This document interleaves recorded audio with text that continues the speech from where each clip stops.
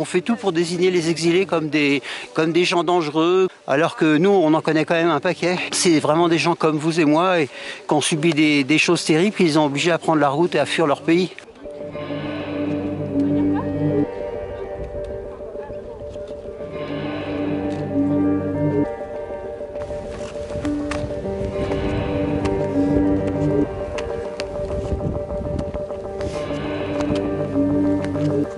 Donc la police aux frontières, elle est donc sur la route.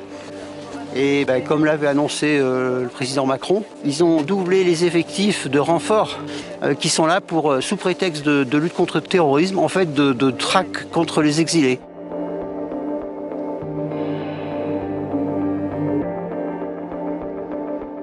C'est pour ça qu'on parle de chasse aux indésirables et de fabrique des indésirables. On fait tout pour désigner les exilés comme des gens dangereux, comme des gens qui menaceraient je ne sais quoi.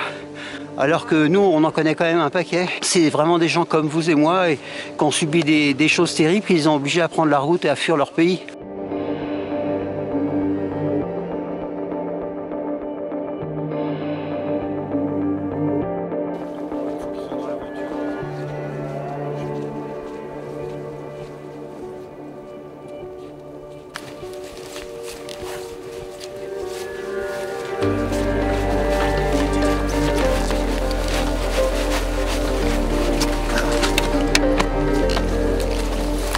Il y a eu 5 morts déjà, donc on est là pour empêcher ces drames et pour rappeler que si les gens prennent autant de risques, c'est parce que le gouvernement français et ses auxiliaires, la préfecture, les forces de l'ordre, les empêchent de passer et en toute illégalité les refoulent en Italie, alors que ce sont pour la plupart des demandeurs d'asile.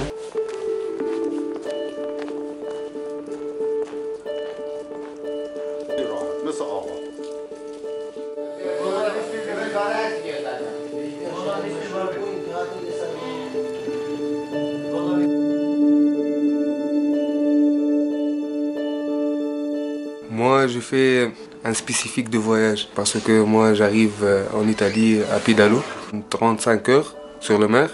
Et moi, je n'ai pas beaucoup d'argent. J'ai fait une étude pour le pédalo, une petite modification, un petit moteur de jardinage.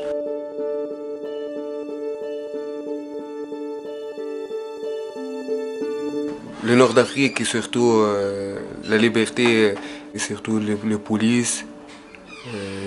Beaucoup dur, beaucoup de chômage, ne travailler beaucoup de choses, n'est pas de travail, n'est pas de liberté, n'est pas de santé.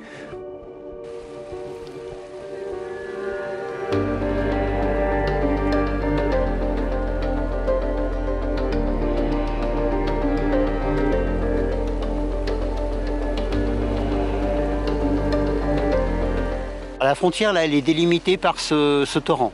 Et si je franchis en aidant quelqu'un qui pourrait être considéré comme un étranger en situation régulière, je tombe donc sous le coup de ce fameux délit. Alors il faut quand même savoir qu'un demandeur d'asile ou un mineur qui demande la protection de la France n'est pas en situation irrégulière, contrairement à ce qu'affirment les autorités.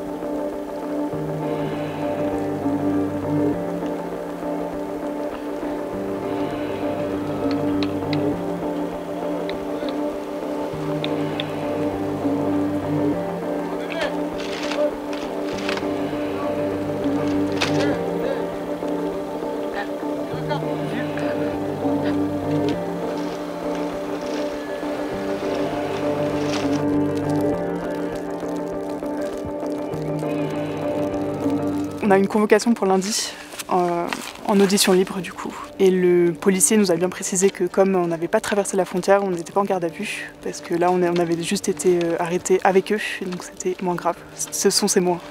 Ça décourage de revenir ici en Suède ou pas? Ça fait un peu réfléchir quand même, ouais. C'est vrai que c'est toujours un peu intimidant.